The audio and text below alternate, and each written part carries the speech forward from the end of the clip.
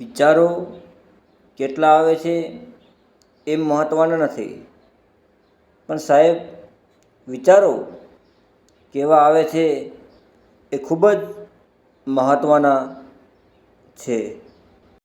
સારો વ્યક્તિ પસંદ નહીં કરો તો ચાલશે, પરંતુ એ વ્યક્તિને પસંદ કરો કે તમને વધુ સારી વ્યક્તિ બનાવે.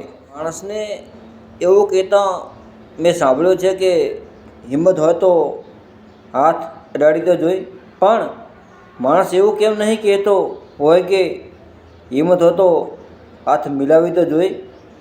મનમાં પવિત્રતા અને પાયામાં નીતિ હશે તો જીવનમાં પરીક્ષા આવી શકે, પરંતુ સમસ્યા તો નહીં જ આવે.